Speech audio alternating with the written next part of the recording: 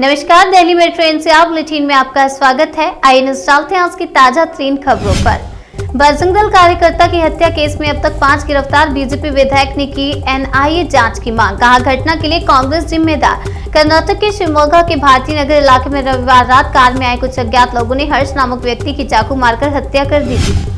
उत्तराखंड के चंपावत में बड़ा हादसा, बारात से लौट रही गाड़ी खाई में गिरी, कई लोगों की मौत की सूचना। आपको बता दें, चंपावत में दुर्घटना का शिकार हुई गाड़ी टनकपुर गई, एक बारात से वापस लौट रही थी। इस हादसे में वाहन का चालक गंभीर रूप से घायल हो गया।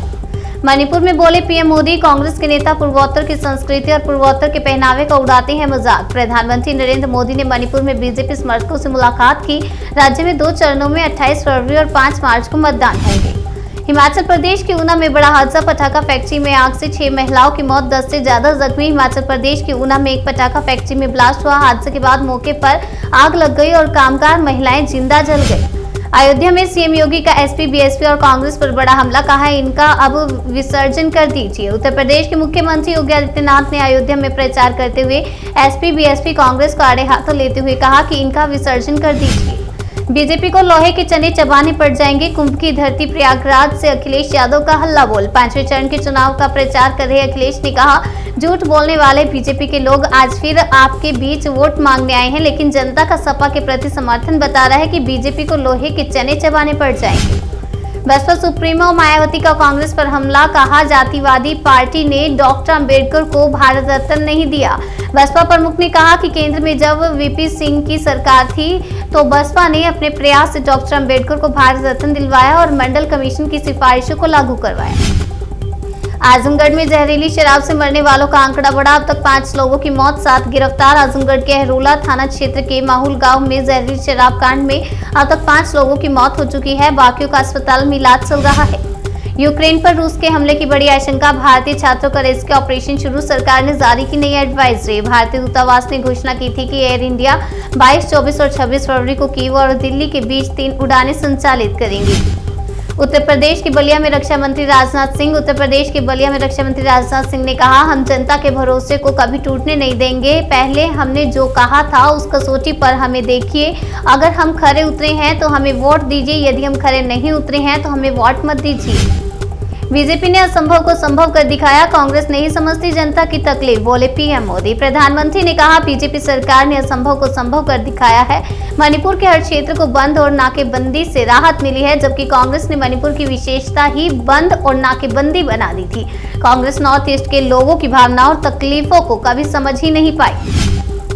दिल्ली के छात्र मुफ्त में कर सकेंगे एनडीए की तैयारी, देशभक्ति प्रोग्राम के तहत शुरू होगा ये कार्यक्रम। छात्रों को एनडीए स्तर की परीक्षा की तैयारी कराने के लिए दिल्ली सरकार सैनिक स्कूल की स्थापना करेगी।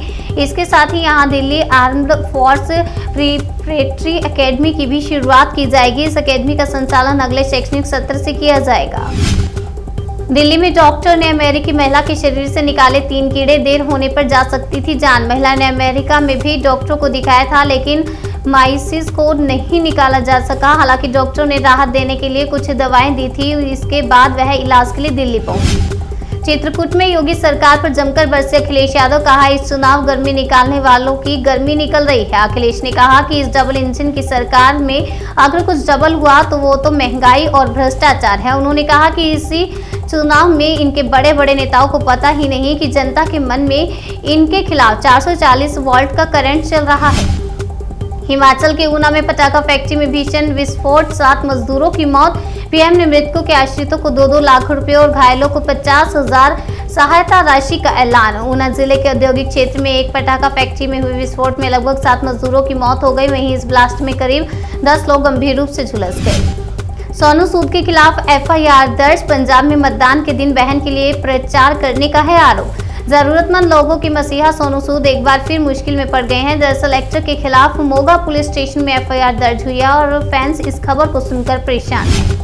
पंजाब में 2 दिन गिरेंगी बारिश की बूंदें, तेज हवा बढ़ाएगी ठंड। भारतीय मौसम विज्ञान विभाग के अनुसार आज और कल पंजाब में पश्चिमी विक्षोभ का असर देखने को मिलेगा। 24 फरवरी से मौसम के साफ होने और धूप निकलने की संभावना है।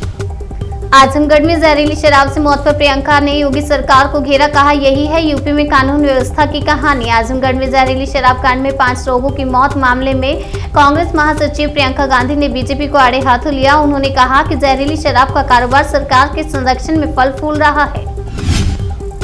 दिल्ली मेट्रो एनसीआर बुलेटिन में फिलहाल इतना ही। तब तक के लिए बने रहिए हमारे साथ और देखते रहिए नेशनल इंडिया न्यूज।